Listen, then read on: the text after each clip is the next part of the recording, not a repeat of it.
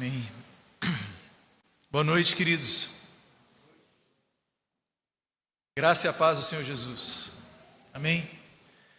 Eu não sei você, mas é gostoso demais a gente poder ser crente. Não é verdade?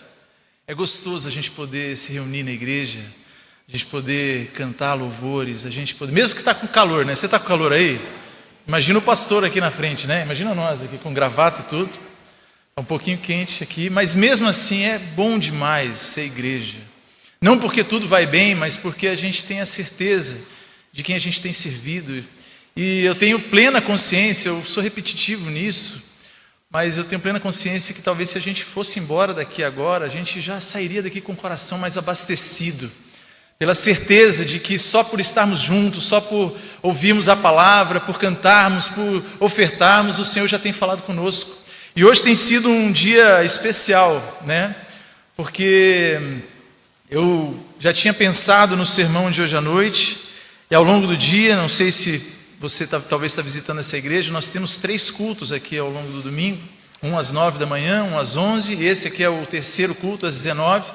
Foi muito interessante perceber como, de certa forma, aquilo que o reverendo Hector falou às 9, aquilo que o reverendo Nivaldo falou às 11, faz coro com o que a gente vai meditar aqui essa noite, às 19 horas. Então o Senhor está nesse lugar, amém? O Senhor deseja falar com a gente, amém? Amém?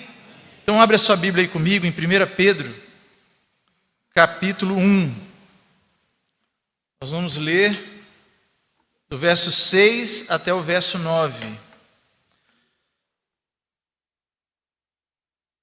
Primeira Epístola de Pedro, capítulo 1.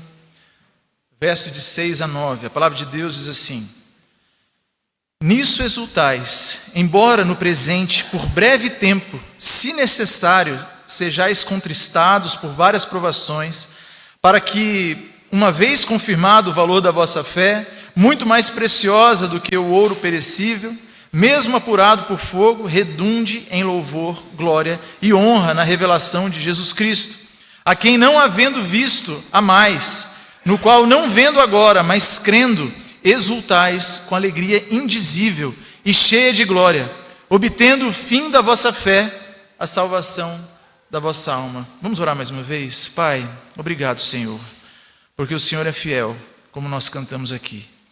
Porque o Senhor é o único digno do nosso louvor, da nossa adoração, porque o Senhor se faz presente e o Senhor tem cuidado da nossa fé. O Senhor tem cuidado da nossa caminhada e prova disso é que nós estamos aqui expostos à Tua Palavra e queremos clamar para que o nosso coração esteja aberto diante dela, Pai, no nome de Jesus. Leva cativo mesmo a Tua presença, toda a nossa atenção, as nossas emoções, o nosso intelecto, para que nenhuma preocupação, nenhuma voz nossa, nenhuma voz do inimigo possa desviar a nossa atenção de Ti. Mas nós confiamos que o Teu Santo Espírito é quem fala conosco. Por isso fala com a gente aqui essa noite. Nós queremos sair daqui na certeza de que o Senhor ministrou coisas específicas para nós, como indivíduos, mas principalmente como igreja, porque estamos reunidos. No nome de Jesus, fala conosco, é o que oramos e agradecemos. Amém. Queridos, antes de mais nada, eu sei que a maioria de nós aqui, para a maioria de nós, talvez seja quase impossível ou difícil da gente imaginar um contexto de uma extrema perseguição, porque a gente não vive assim uma perseguição contundente pela nossa fé.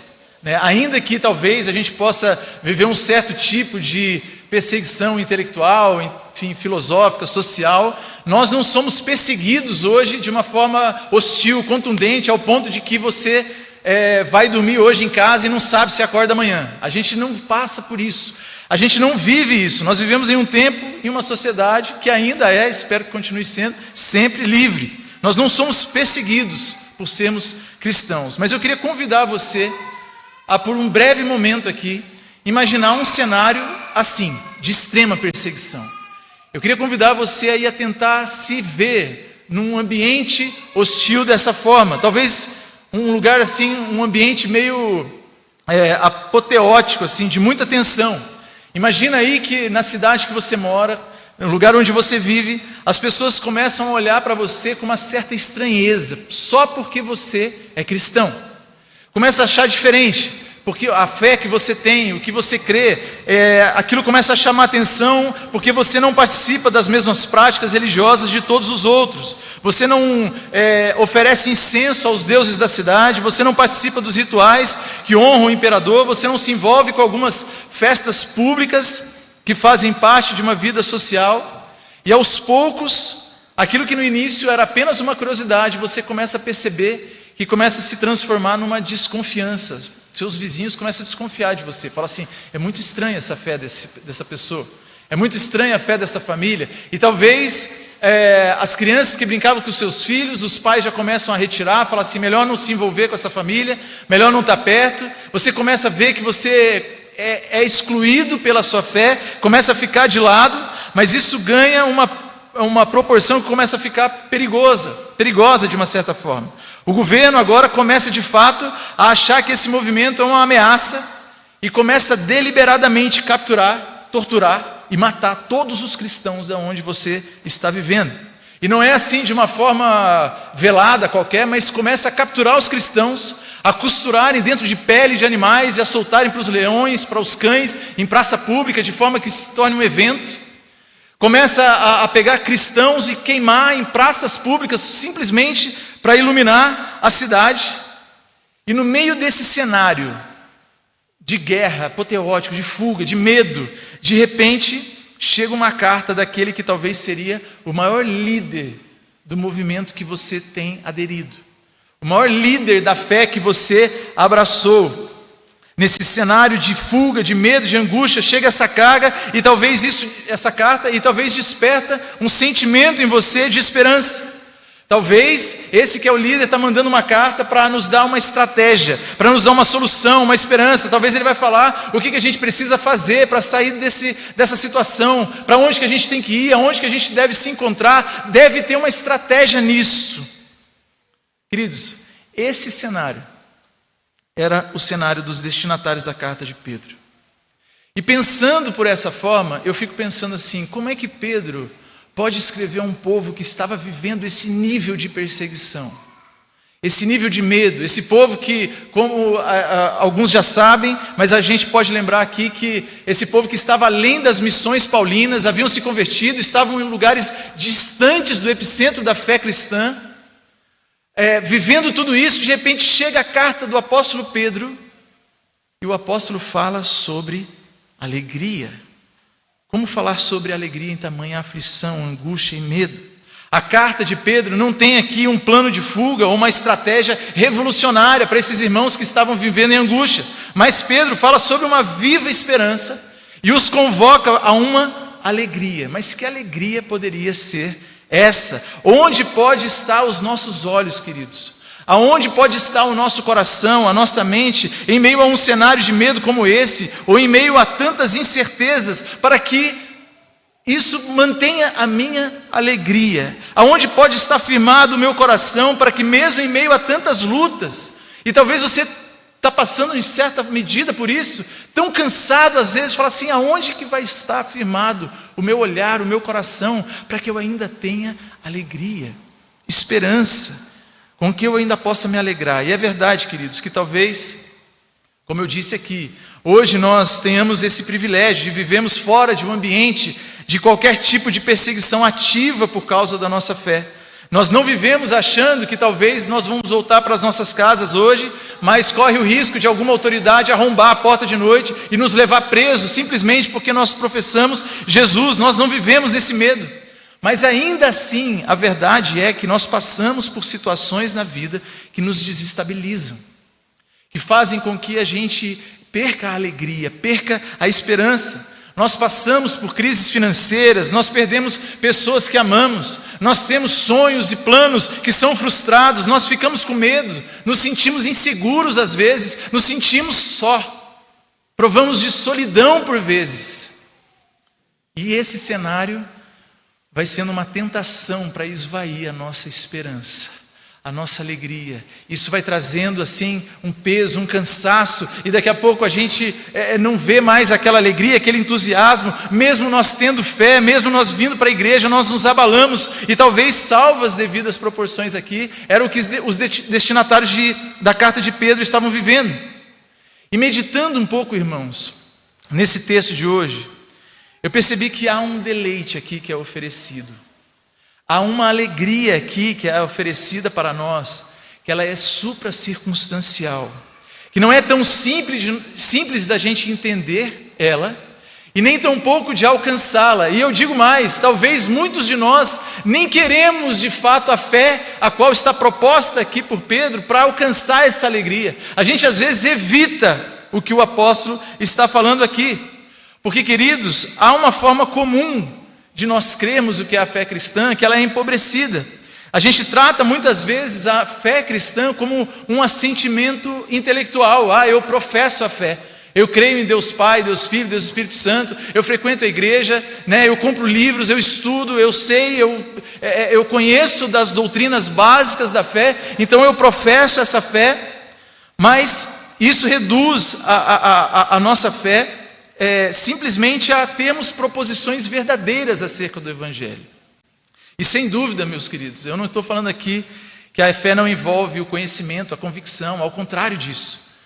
É nisso que nós muitas vezes até criticamos alguns movimentos que negligenciam o cuidado com o estudo da fé, com a palavra de Deus, com as Escrituras. Sem dúvida alguma, a fé envolve o conhecimento, a convicção. A Escritura nunca apresenta uma fé que é ignorante, que é meramente emocional. Nós não somos convidados a uma fé assim.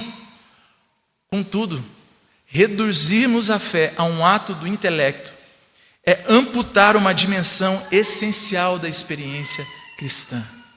Se nós acharmos que a nossa fé é simplesmente aquilo que nós sabemos a respeito de Deus, nós estamos amputando algo que é vívido, que é fundamental para a nossa experiência com Deus. E o que Pedro faz aqui é nos revelar que a fé verdadeira, ela é profundamente afetiva. A fé verdadeira em Cristo, a fé verdadeira em Deus, ela é profundamente afetiva, ela vai mexer com os nossos afetos. Ela não apenas conhece a Cristo, mas ela o ama. Ela não apenas afirma as promessas, mas ela se alegra nelas. A fé bíblica, então, queridos, ela é a fé dos nossos afetos. E de uma certa forma, esse é o tema do que eu queria falar aqui hoje. A fé que cativa as nossas afeições. Jonathan Edwards, ele diz que a fé genuína, ela não se limita ao entendimento de verdades teológicas. Ela envolve um coração que foi cativado pela beleza de Deus revelada em Cristo. E ele diz mais, ele diz assim que amor, deleite, alegria e desejo por Deus são sinais de que a graça regeneradora realmente transformou a nossa alma. Quando a gente ama o nosso Senhor Jesus, quando a gente se alegra nele, quando a gente é entusiasmado para buscá-lo, a gente tem um desejo, uma fome, uma sede de Deus, quando isso está no nosso coração vivo, isso revela sinais dessa graça que nos regenerou. E se nós não temos vivido esse afeto, irmãos, se a nossa caminhada como peregrinos, como forasteiros, como o apóstolo Pedro se refere aqui nessa carta, nesse mundo tem feito com que a gente apenas admire a Cristo. A gente quer uma fé que não nos traga problemas. A gente quer uma fé assim, Senhor, eu creio no Senhor, eu faço tudo direitinho e eu quero que o Senhor cuide da minha vida para que nada me abale, para que tudo saia bem conforme eu tenho pensado. Que a gente fica só admirando o reino de Deus, mas o nosso coração ainda não encontra essa alegria, esse deleite, esse desejo por Deus. Eu quero te dizer uma coisa aqui essa noite. Você pode ter certeza que Ele mesmo vai se encarregar de nos ensinar isso. Porque é Deus quem cuida da nossa fé. E é importante a gente entender isso. Eu já disse aqui em outra feita que eu gosto muito de, quando estudar a carta de Pedro, olhar para o Pedro dos Evangelhos, porque é interessante a gente ver isso. A gente vê dois Pedros. Parece que a gente vê um Pedro impetuoso, impulsivo nos Evangelhos tantas vezes, mas um Pedro maduro quando ele escreve a sua carta. E de fato, certa feita, quando Cristo fala para Pedro, que Satanás reclamou para peneirar a alma de Pedro como trigo, o próprio Cristo fala assim: eu, porém, roguei por ti, para que a tua fé não desfaleça. Talvez Pedro não entendeu isso plenamente naquele momento, mas Cristo rogando aqui por ele é uma clara demonstração de que é Deus quem cuida da nossa fé. É Deus quem zela por nós. Meu irmão e minha irmã, é Deus quem cuida da minha e da sua fé. E se a fé verdadeira é necessariamente afetiva, Ele precisa nos conduzir a esse lugar para que a gente aprenda a amá-lo, para que a gente aprenda a se alegrar nele, para que a nossa afetividade, os nossos deleites nele sejam verdadeiros. Está dando para entender até aqui? Está acompanhando? Se nós não temos vivido isso no nosso coração, talvez você está pensando aí, pastor, olha, eu até estou vindo na igreja, mas parece que eu não tenho vivido isso. Olha, meu irmão e minha irmã, Deus cuida de nós, é Ele que mantém a nossa fé. Se a gente às vezes não vive, não percebe isso na nossa vida em alguns momentos, pode ter certeza que o nosso Deus vai nos encaminhar para esse lugar onde a gente vai aprender a amá-lo, onde a gente vai aprender a se alegrar nele, onde a gente vai aprender a ter esse deleite nele. E Pedro fala aqui sobre justamente isso. E eu queria tirar alguns aspectos dessa fé das afeições, dessa fé que cativa as nossas afeições, que é o que Pedro vai tratar nesse trecho, falando para esses irmãos. E a primeira coisa é que a fé das afeições, ela precisa ser experimentada, no sentido de que ela precisa ser provada. A gente não vai aprender a amar o nosso Jesus, a gente não vai aprender a se deleitar nele, a gente não vai aprender a ter esse desejo por ele, se a nossa fé não passar por provas. Não tem como, não tem essa fé assim, agora eu me converti, agora eu não tenho problemas, eu não tenho provação, eu quero uma fé aqui que resolva os meus problemas. Olha, querido, não é esse o evangelho do Pai de Jesus. Não é isso que a palavra de Deus nos ensina. O nosso Deus sabe que se depender de nós não conseguiremos desenvolver esse amor por Ele. Essa fé ela não começa no nosso esforço, graças a Deus por isso, mas o ponto de partida é a nova vida em Cristo. E o próprio apóstolo Pedro, no início da epístola, ele nos lembra disso. Ele fala que os crentes foram regenerados para uma viva esperança pela ressurreição de Jesus Cristo. Está lá no verso 3 do primeiro capítulo. E que aguardam uma herança incorruptível, reservada nos céus. Contudo, entre essa promessa e o cumprimento, existe o caminho da prova, né? A gente não é chamado simplesmente para viver no tempo de hoje, mirando a eternidade. Claro que a gente tem que fazer isso, a gente fica com os olhos em Cristo, com os olhos na promessa, com os olhos no que temos nele, sim. Mas seria um descuido da palavra para conosco, um descuido do próprio Deus para conosco, se fosse apenas um convite a gente esquecer das lutas de hoje em dia. Olha lá para frente e esquece das lutas de hoje em dia. Seja insensível com o que acontece na sua vida. Não, não é isso que a palavra de Deus nos diz, mas ela nos orienta acerca desse caminho. Então Pedro chama a atenção de todos aqueles para esse chão do aqui e agora. Fala assim, tá bom, então eu tenho essa herança, essa viva esperança, eu sei que eu fui regenerado em Cristo Jesus, mas e aí? E o aqui e agora está muito difícil. Essa perseguição é complicada, eu estou cansado, eu estou desanimado, eu estou passando por crise financeira, eu perdi fulano, eu perdi sonhos, planos, seja lá qual for as frustrações, as provas que vêm na nossa vida, no aqui e agora. E aí Pedro diz isso, nisso exultais, aí ele está falando dessa herança. E aí ele dá uma dica preciosa para nós, ele diz, embora no presente, por breve tempo, e aí ele usa uma expressão aqui para nós que é crucial, ele diz assim, se necessário, sejais contristados por várias provações. Queridos, quando o apóstolo Pedro olha para esta igreja, esses irmãos que estão lá perseguidos, quando a palavra de Deus vem até nós aqui hoje e nos lembra que a gente tem que estar exultante na glória vindoura, na esperança que nós temos, na viva esperança em Cristo Jesus, por sermos regenerados na sua misericórdia, fundados na ressurreição dele, mas passamos por tribulações, Pedro vem nos lembrar que as provações que esses cristãos enfrentam, e que nós também enfrentamos, elas não são acidentes fora do controle de Deus. As provações que passam na nossa vida não é um acaso da vida, porque todo mundo tem dificuldade, não para o povo de Deus. A palavra está dizendo aqui que elas acontecem se necessário, ou seja, há uma necessidade redentiva nas provações que a gente passa. Deus não se descuidou de nós, Deus não se esqueceu de nós, Deus não negligenciou. Reverendo Hector, hoje às 9, foi muito feliz quando usando o texto lá de Marcos, falando sobre os discípulos no barco ali, e Jesus dormindo e a tempestade, nos lembrou que foi o próprio Deus quem fez a tempestade. É o próprio Deus quem mandou os ventos e as ondas, e a gente esquece disso. A gente acha que a prova vem por um mero acaso, e aí a gente começa a sofrer e a olhar para um lado que não deve ser olhado, e deixamos de aprender com esse tempo de prova. Mas a palavra de Deus vai nos dizer aqui que o sofrimento na vida do crente não é uma fatalidade, não é uma obra do acaso, mas é algo necessário, serve para depurar a nossa fé, serve para que a gente aprenda como que deve ser a nossa fé, em termos dessa fé das afeições, que cativa o nosso coração. É esse o lugar onde a gente aprende a se deleitar nele, e não naquilo que a gente pode ver. e não naquilo que os nossos olhos naturais podem lançar o nosso olhar e lançar o nosso senso de segurança, o nosso senso de descanso. Porque é bem verdade que nós podemos estar aqui cantando que nós confiamos simplesmente no Senhor, mas se a prova não vir, nós não vamos conseguir enxergar o nosso próprio coração, que talvez tenha lançado a nossa redenção, a nossa segurança no nosso emprego, na nossa conta bancária, ou talvez no status que nós carregamos, ou talvez no nosso cônjuge, nos nossos filhos. Nós podemos nos auto-enganar que estamos confiando plenamente em Deus, quando na verdade nós estamos seguros pelas coisas que a gente vê.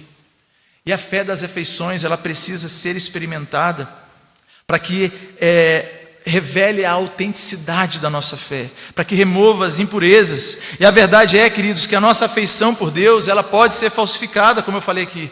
Podem surgir emoções intensas, como entusiasmo humano, mas um dos sinais de que os afetos são genuínos é a sua perseverança em meio às dificuldades. É quando vem a luta, é quando vem a prova, é quando vem os ventos e as ondas, é quando está difícil mesmo, mas você persevera nesse Deus. Aí a gente começa a criar um relacionamento diferente com Ele, uma afeição diferente, porque esses afetos superficiais, eles tendem a desaparecer quando a fé começa a custar algo para nós, quando ela começa a exigir que a gente deixe algumas coisas diante dele. Quando seguir a Cristo envolve perda, rejeição, sofrimento, os afetos que eram meramente emocionais começam a se dissipar às vezes. E é por isso que às vezes tem alguma prova que você está vivendo. Talvez você tenha vivido aí alguma luta, alguma prova. E eu não estou falando de consequência de pecado, tá, irmão? Por favor, não vai ser pica-fuma aí de pensar assim, eu pequei e agora estou sentando nessa... É uma prova que o Senhor me mandou. Não, aí é consequência do pecado. A consequência do pecado é uma coisa, agora a prova na nossa vida é algo que vem realmente realinhar o nosso coração, vem para nos ensinar a amar o nosso Deus. E Pedro usa esse termo aqui de várias, não como se fossem muitas, então é por isso que tem muita provação na minha vida, não, mas aqui é uma ideia de multicor, de variedades diferentes. Deus, ele é como um tecelão, que ele vai usando linhas diferentes, cordas diferentes ali, e quando a gente vira do outro lado, a gente vê uma imagem bonita. Deus sabe em qual área da sua vida você precisa ser provado, você precisa ser experimentado, para você aprender a amar Ele mais, para você aprender a se achegar a Ele mais. Então, queridos, a fé cristã, ela não é uma negação da realidade, ela não é uma tentativa de espiritualizar o sofrimento, como se ele não existisse. Mas os cristãos para quem Pedro escreve estavam sofrendo de verdade, a gente viu isso aqui. Eles estavam experimentando perdas reais, pressões sociais reais, angústias reais, e talvez muitos de nós chegamos aqui assim também. Mas nosso Deus tem um propósito com tudo isso. Existe uma necessidade redentiva nas provações, meu irmão e minha irmã. Você está passando por isso, é Deus trabalhando na sua vida, é Deus fazendo algo na sua caminhada. É no meio das provações que nós descobrimos o quanto nós de fato dependemos de Deus. É no meio das provações que as ilusões do nosso controle começam a cair. É no meio das provações que começamos a perceber que a nossa segurança não pode estar nas circunstâncias, nos recursos, nas pessoas ou nos planos que nós temos. A provação, ela nos leva para esse lugar onde a gente percebe que a gente depende só de Deus, onde a gente percebe que só nos resta confiar nele. Só nos resta descansar nele. Ele é tudo que nós temos, por isso ele é tudo o que nós precisamos. Mas Pedro, queridos, não termina de explicar o que Deus está fazendo nas provações por aí. No verso seguinte, ele nos mostra algo ainda mais profundo. Se a fé das afeições, ela precisa ser experimentada, Pedro, no versículo 7, ele nos mostra que essa fé das afeições, ela revela o seu alto valor. Aí é onde a gente começa a entender o valor desse relacionamento com Deus, o valor dessa fé. No verso 7 ele diz: para que uma vez confirmado o valor da vossa fé, muito mais preciosa do que o ouro perecível, mesmo apurado pelo fogo, redunde em louvor, glória e honra na revelação de Jesus Cristo. Aqui, queridos, Pedro nos ajuda a entender por que o sofrimento funciona como esse teste de fé. A pergunta que surge naturalmente é assim: por que precisa que a minha fé seja provada? Por que Deus permite que o seu povo passasse por fogo de provação? Por que Deus permite muitas vezes que nós venhamos a atravessar chamas vivas na nossa vida, que realmente nos atingem, nos incomodam, é dolorido? Não é gostoso passar por provação. É interessante porque muitas vezes a gente ora para Deus afastar a provação de nós, né?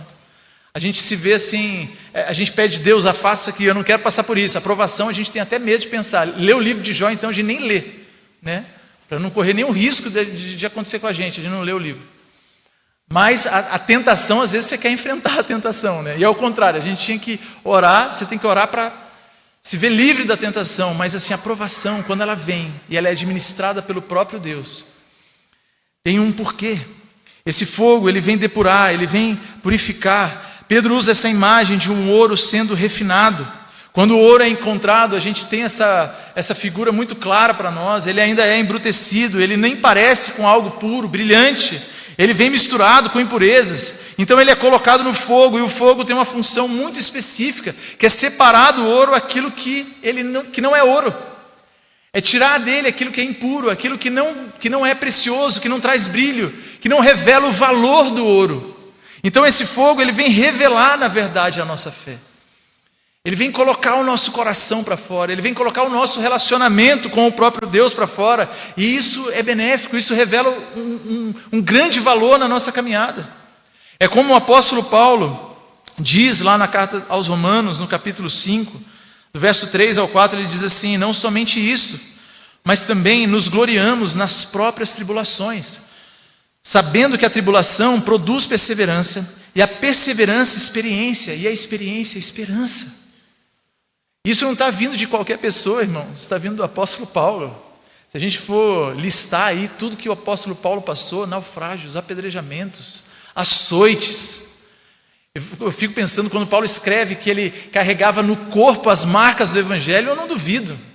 Você já pensou assim, ver o apóstolo Paulo sem camisa? Devia ser um negócio assim, cheio de cicatriz, ele devia ter problema de toda sorte, física, de tanta provação que ele passou. Mas ele diz isso, nós nos gloriamos nisso, porque é através dessa tribulação, é através da provação que produz a perseverança, e isso a gente precisa aprender a ser. A gente precisa aprender a ser perseverante na caminhada com Deus. E isso só vai acontecer não pelo nosso intelecto, mas pela nossa afeição a Ele. Quando nós aprendemos a amar a Ele de fato, com tudo que somos e temos. E essa perseverança gera experiência. E a experiência, sim, esperança. E aí começa a fazer mais sentido. Como que Pedro está falando de alegria e esperança num cenário de caos, de medo, de angústia, de fuga. Porque daí tem uma fundamentação muito maior, um relacionamento direto com Deus, direto com Cristo. Diante do fogo das provações, a nossa fé é depurada, ela é renovada, ela é testada. E quando ela nos sustenta em meio ao sofrimento, nós conseguimos perceber o valor real que ela tem.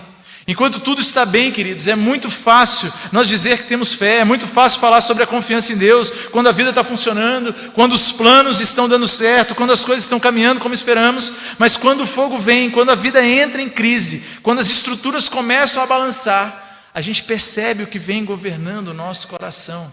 E Deus manda isso aí na sua vida, justamente para te dizer assim: olha meu filho, olha minha filha, sou eu que preciso estar nesse trono da sua vida. Sou eu que preciso ter esse valor para você inestimável. Sou eu que preciso causar essa fome, essa sede que você tem, esse entusiasmo, esse ânimo que você tem. Sou eu que preciso estar aí nesse lugar. A gente às vezes se entusiasma com muita coisa, né, queridos?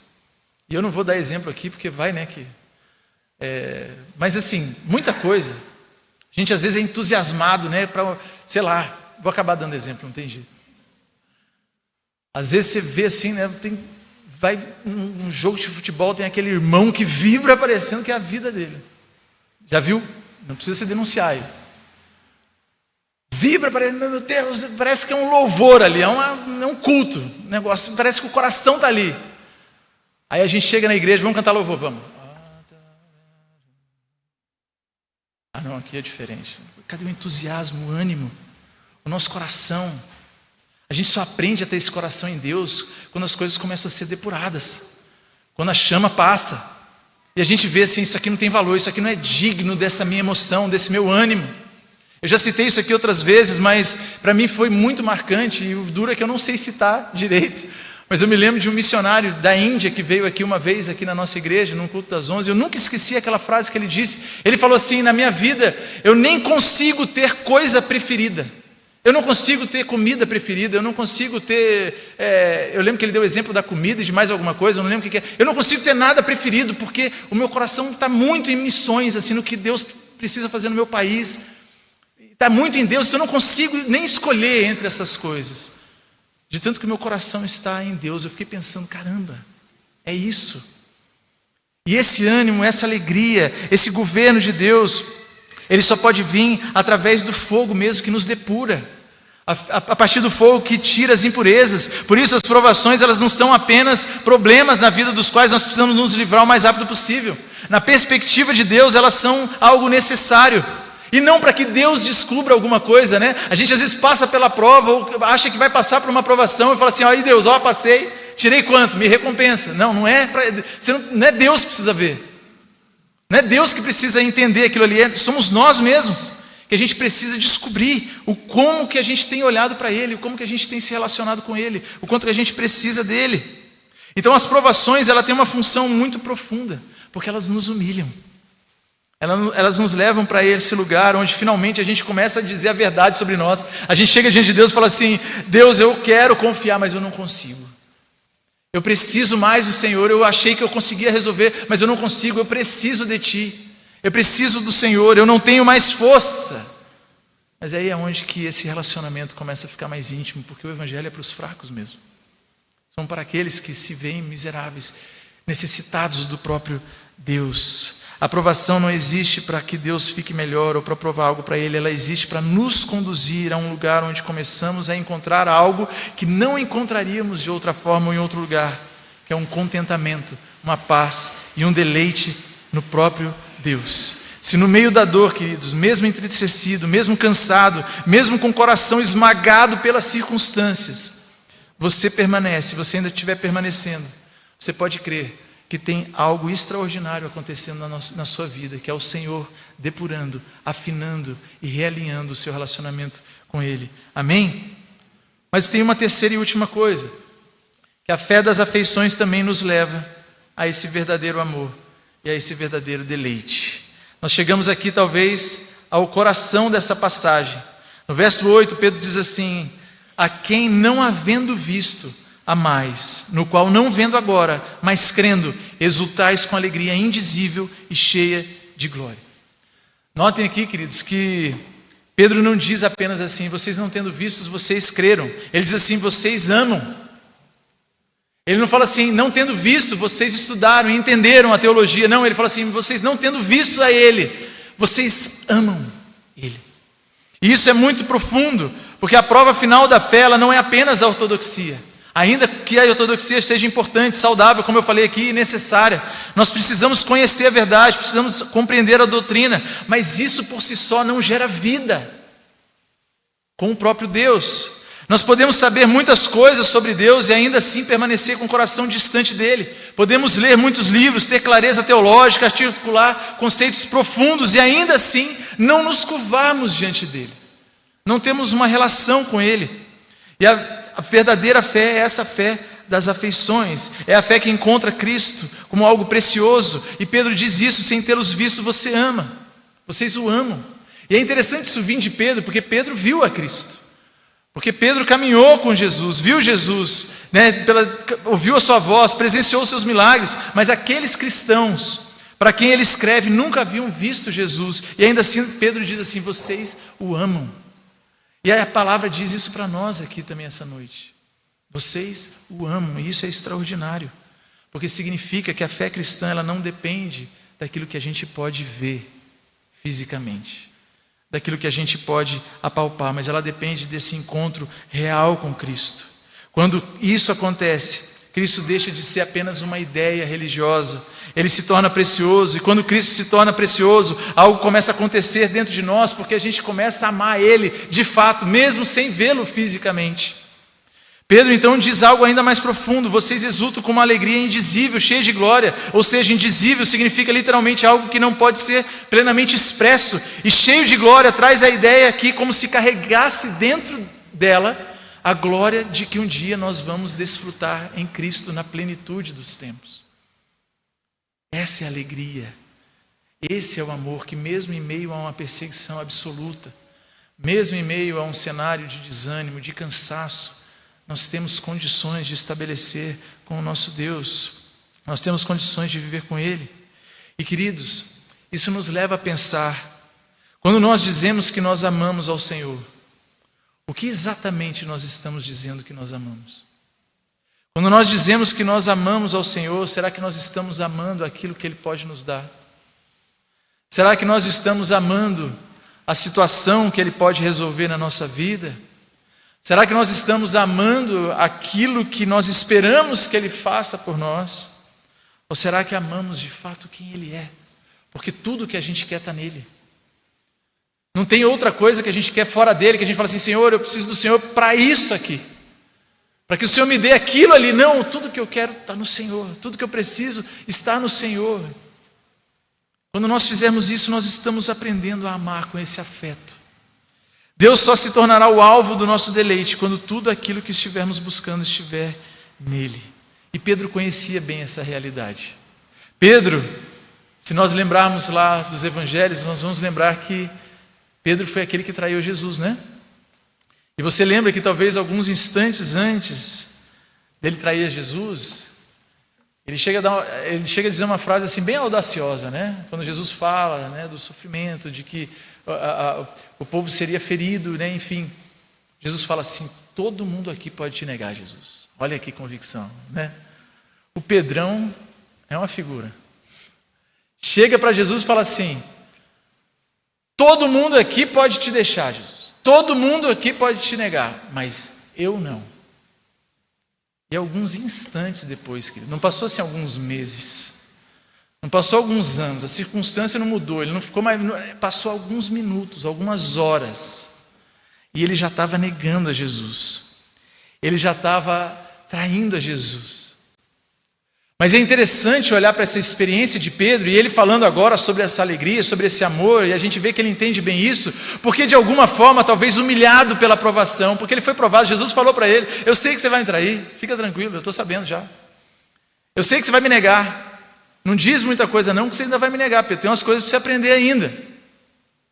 Mas Pedro, ele não tinha entendido isso, mas de alguma forma, talvez eu tenho para mim que depois dele ter negado a Jesus, quando Jesus o fita nos olhos e diz que ele chora ali, contundentemente, copiosamente, eu fico pensando que aquele choro foi um choro para uma autodecepção, um choro assim de falar assim, meu Deus do céu, eu achei que eu era firme, eu achei que eu era bom em alguma coisa, eu achei que eu amava Jesus de fato, e a provação fez ele ver que ele não estava naquele lugar. Mas mesmo talvez esvaziado, humilhado, ele ainda encontra com Jesus de novo, ele ainda quer, ele permanece. E é legal porque Deus não exige de nós que a gente não falhe. Eu e você vamos falhar, mas o Senhor nos ama, o Senhor sabe que a gente vai falhar, mas é nessa hora que mesmo na provação, mesmo passando pelas chamas desse fogo que nos depura a alma, a gente tem que permanecer com Ele, porque é Ele que está trabalhando algo em nós, e é isso que acontece com Pedro. Pedro se encontra de novo com Jesus. E Jesus não fala para ele assim, agora Pedro, você precisa estudar melhor a teologia sistemática. Agora Pedro, você precisa estudar melhor aqui sobre a Trindade. Não é isso que Jesus fala com Pedro. Jesus tem só uma pergunta para fazer para Pedro. Qual que é? Me ajuda aí. Fala mais alto que você está certo. Pedro, você me ama? Essa pergunta para Pedro é a pergunta que Cristo faz para nós aqui essa noite. Você me ama? E depois daquele diálogo de Pedro com Jesus, eu acho que Pedro prova desse amor e dessa relação que vai transformando a fé dele. Porque a resposta de Jesus é assim, então cuida da minha igreja, cuida daqueles pelos quais eu derramei meu sangue, eu morri. Percebam, queridos, a igreja é o maior tesouro de Cristo. A igreja é o maior tesouro para Deus, ao ponto de que o próprio Deus mandou o seu Filho derramar o sangue na cruz para que eu e você estivesse aqui. E Pedro tinha acabado de trair Jesus. Pedro tinha acabado de falar que ia fazer algumas coisas e ele não fez, mas Jesus chega assim: você me ama, Pedro? Então está aqui o maior tesouro pelo qual eu dei a minha vida, você cuida. O senso comum talvez nos diria assim: nossa, a pessoa traiu a gente, mentiu, né? O que você faz? Você confia? Né? É difícil, né? É um exercício do nosso coração, né? Poxa, ó Pedro, será que não é melhor o Jesus você indicar para outros aí? Porque o Pedro acabou de negar, né? Mas não, Jesus não faz isso. A nossa relação com Deus, ela não é uma relação de troca. A nossa riqueza está exatamente a resposta dessa pergunta de Jesus: tu me amas? E Pedro termina o texto aqui dizendo assim: alcançando o objetivo da vossa fé, que é a salvação da vossa alma. As provações, meus irmãos, elas não vêm para nos destruir. Elas não vêm para destruir a nossa alma. As chamas não vão destruir o nosso coração, nem o coração daquele que pertence a Cristo. Pedro negou o Senhor, mas ele não foi destruído. A fé que muitas vezes procuramos é uma fé que não passa por provação, mas na realidade são justamente as provações que refinam a nossa fé.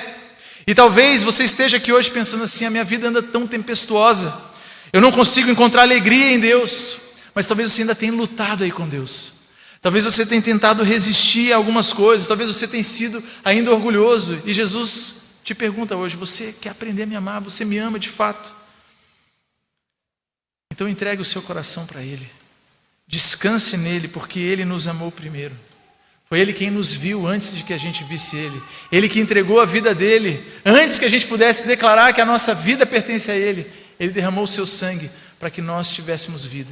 Então nós podemos confiar e descansar que Ele tem cuidado de nós. Hoje amamos um Cristo que nós não vemos, mas um dia, queridos, essa fé dará lugar à visão. Um dia veremos aquele que hoje amamos e então entenderemos plenamente que nenhuma provação foi desperdiçada nas mãos do Senhor enquanto nós vivemos aqui.